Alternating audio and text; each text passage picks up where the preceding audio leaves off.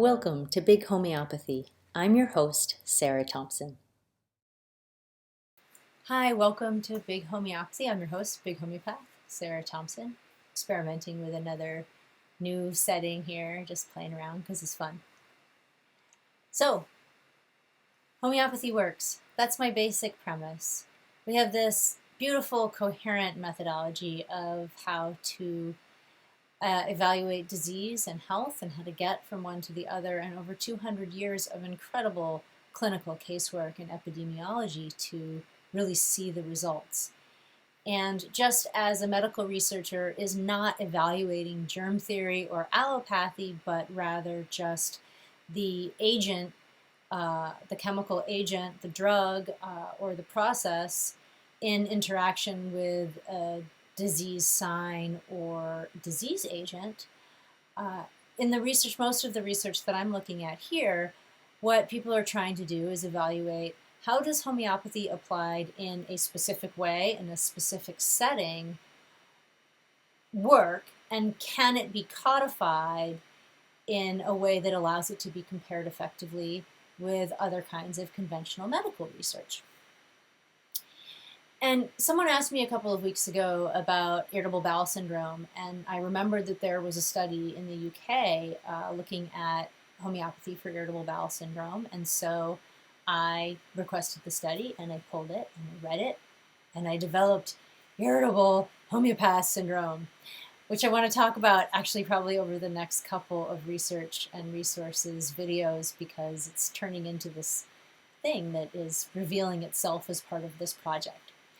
So backing up, my meta process when I started all of this about 6 months ago was that I knew that there was a lot of promising preliminary research out there, not just things that were intending to discredit homeopathy, but things that were really sincerely attending to try to figure out how to take what we know and see in practice, how to maybe use that in a way, how to evaluate it, and how to use it in a way that translates into the sort of more conventional medical model.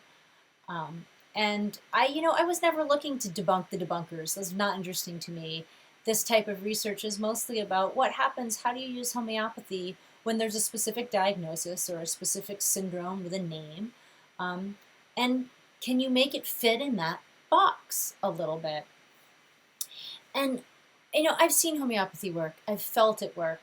My colleagues, that's everyone's experience. Of course, there's this beautiful Hahnemannian thing that we talk about that's the bigger picture, and I talk about that when we get into some of the resources and references and my whole philosophical arm.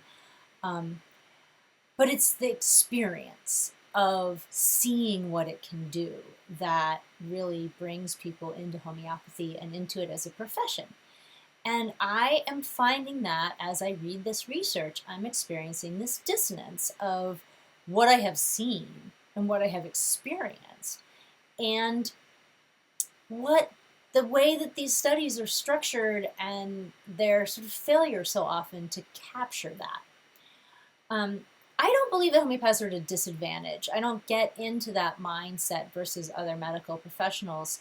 I think we have a tremendous advantage because there's a vibrant and vigorous debate within our field about different ways of practice. Clients can choose freely for themselves who they want to practice with, what style works for them.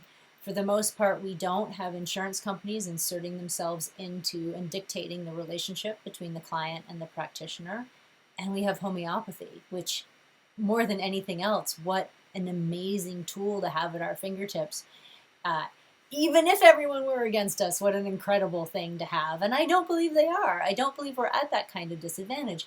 But there are some areas where things are a little more challenging. And all research, someone's got to pay for it. Homeopathic drugs are not patentable. When there's a combination remedy that goes out under a name, you see research get done. But where a medical doctor can prescribe 15 designer pharmaceuticals in an hour, a classical homeopath is taking 4 hours to prescribe one $10 non-patentable remedy. and then evaluating the case and seeing what happens, and maybe they get another dose, and who knows where it goes. So the process is much longer and much slower, and the patients also need the commitment and the support for the commitment. And I build that into my practice because I think it's so important that people have the communication, that they have the touchstone, because there is this challenge in homeopathic healing. It's very different than taking a suppressive drug and then evaluating what's happening. So, and I also know that I've been in clinical trials as a patient when I was sick, and I know that you trust your practitioner and how they advise you. And if the practitioners are not advising people, either consciously or subconsciously because of bias, to participate in a study, people are less likely to do it. And what we see with the studies into homeopathy is that so often the cohort is not very big. And in one of these studies, there's the asafoetida study with constipation in IBS, and then a study of homeopathy as an adjunct to what they call usual care. And they wanted to enroll 198 people so that they could have what they would consider a statistically meaningful study. They were only able to enroll 94 total. And the ratio of conventional to homeopathic patient was 4:1:1. So you had less than 20 people in the homeopathy group. And that study size that I see over and over again, where you get these promising results, but the study's not very big, so it's not really a statistically significant result, is frustrating. And in this case, because the study was so small, when they did the statistical analysis during the study, they didn't really see a difference. There was a post hoc analysis that did show a difference, and of course that's worth pursuing because there's no cure for IBS. But still, it's frustrating because I can pull up 20 cases right now on hpathy.com where people have successfully worked with IBS and their patients have experienced recovery. So the study size is an issue. And the other thing, a huge thing, is this question of usual care.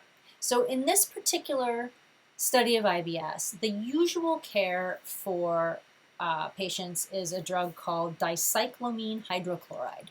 But there's also antidepressants, pain meds, all sorts of things that people take, all kinds of digestive drugs. And so when the control group is that everyone is on that kind of protocol, and then some people are getting homeopathy also, some people aren't, and then some people are getting what they call supportive listening, where you just have someone listen to you talk about what's wrong, to control for that aspect of homeopathy. It is our lot as homeopaths to deal with patients that are on medications. That's just practice these days, and it is hard and good work that we need to do. But it is also what Hahnemann called an obstacle to cure when your patients come in with on these medications. And so the medication, dicyclomine hydrochloride, actually has the same symptoms and side effect as IBS.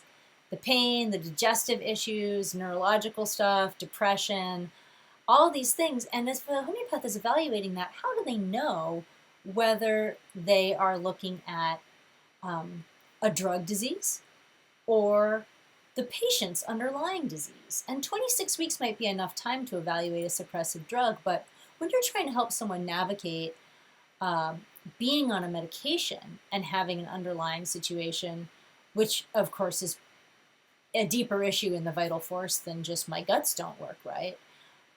26 weeks that's half a year. That might not be enough time. If you've had this problem for years and years and years, 6 months while you're also on other drugs, it's not enough time to really see what homeopathy can do. And I think this consistent issue of studies that are done where the homeopaths are facing an incredible drug obstacle is it affects the quality of the study. And so I do encourage people to pursue homeopathy for IBS. People are getting good results, but it's frustrating. And this irritable homeopath syndrome that I can develop reading this research, I have to temper it with the realization that it's been the gift of studying homeopathy to really recognize the way in which we must be that unprejudiced observer from aphorism 6. We must just be curious and open, and whatever we see, that's what takes us wherever we're going. So I thought I was studying research. Now I feel like I'm studying study design and the deeper question of how do you study homeopathy. And that's big. It's big homeopathy, and it's going to be huge. I'll see you next week.